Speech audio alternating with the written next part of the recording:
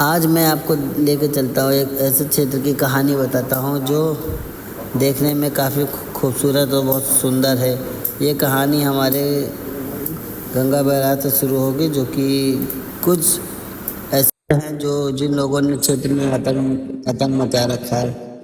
उनको रोकने के लिए प्रशासन ने बहुत कोशिश की, मगर कुछ हो नहीं पाया। उनके लाखों कोशिशों के बाद भी क्राइम रुकने का कोई नाम नहीं ले रहा था।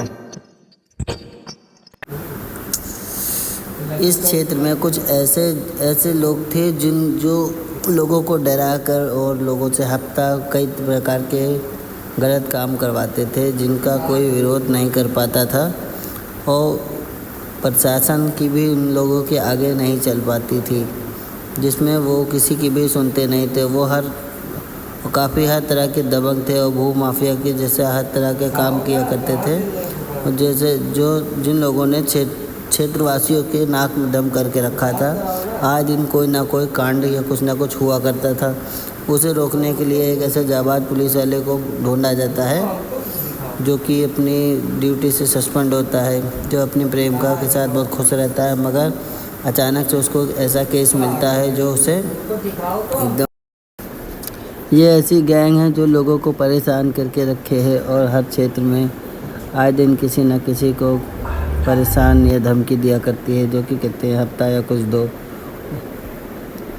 ये एक गांव के क्षेत्र का है केस, जहाँ पुलिस वाला उसको मार करके फिर दूसरे को ढूंढने निकल जाता है। उसे टिप मिलती है कि यहाँ पे कुछ गैंग आपस में भिड़ रहे हैं, तो उन्हें जा कर के छुड़ाओ या ज़रूरत पड़े तो उन्हें गिरफ्तार कर लेना।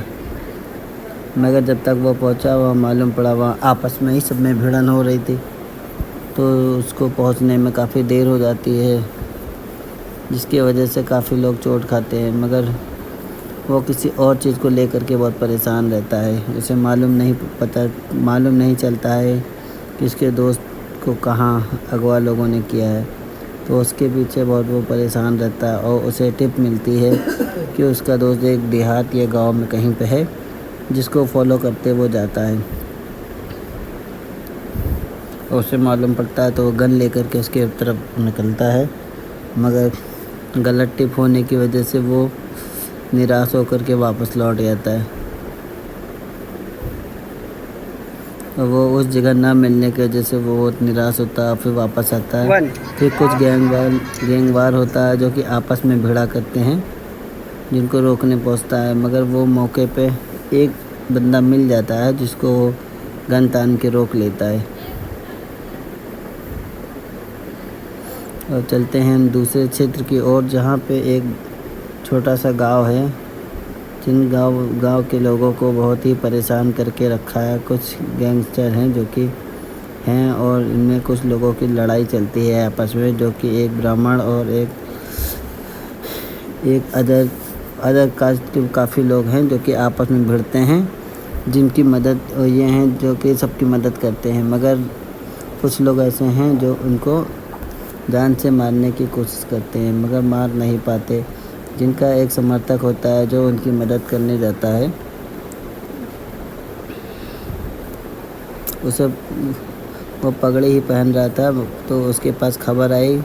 एक किसान भागते भागते आता है कि भैया मुझे कुछ लोगों ने मारा है, मेरी मदद कीजिए, और मेरे खेत खलिहान लूट लिया है, मेरा कच्चा घर भी तोड़ दिया है, तो आप चलिए हमारी मदद कर दीजिए, बहुत आभार होगा आपका। तो इन्हें ऐसी खबर मिलने पे फिर ये इनको गुस्सा आता है। फिर ये निकलते हैं अपना हथियार लेके, और ये इनके सब साथी हैं जो कि इनको खबर मिलती है कि इस जगह पे बवाला होने वाला है, तो निकल पड़ते हैं। वो किसान आता है भागते भागते, कहता है मालिक उसने मुझे बहुत मारा है, मेरा ट्रैक्टर भी छीन लिया और मुझे बहुत मारा है। और ये इनकी गैंग है जो कि काफ़ी लोग इकट्ठा थे। जब तक उसे खबर मिलती है तो आखिरकार वो सही टाइम पे पहुंच जाता है। ये हमारे टीम के जो साथी हैं, जब तक हम लोग वहाँ पहुँचते हैं तब तक मालूम पड़ता है निकल जाते हैं वो। आखिरकार हम एक मुजरिम को पकड़ लेते हैं तो इन्वेस्टिगेशन के लिए हम उसको लेकर जाने वाले ही होते हैं। बाद में मालूम पड़ता है कि उसे भी कुछ लोगों ने अगवा करके मार दिया, मगर उसके बावजूद एक बंदा हम लोगों के हाथ लग जाता है। उस आदमी का इनकाउंटर करने के बाद सारे माहौल में शांति हो गई और धीरे धीरे सब कुछ सही होने लगा।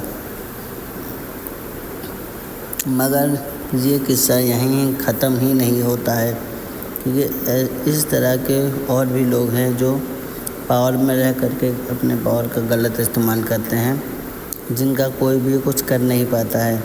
तो बने रहे, अगर ये इस बार इसको मार देते हैं तो इससे बड़ी पोस्ट मिलने वाली है, जो कि प्रशासन अब खुल करके चैन की सांस ले रहा है।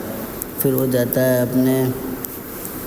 अपने शहर, अपने लव के साथ रहता है और हंसी खुशी हैप्पी एंडिंग होती है और अपने दोस्तों के साथ लास्ट में पार्टी करते हुए मिलता है।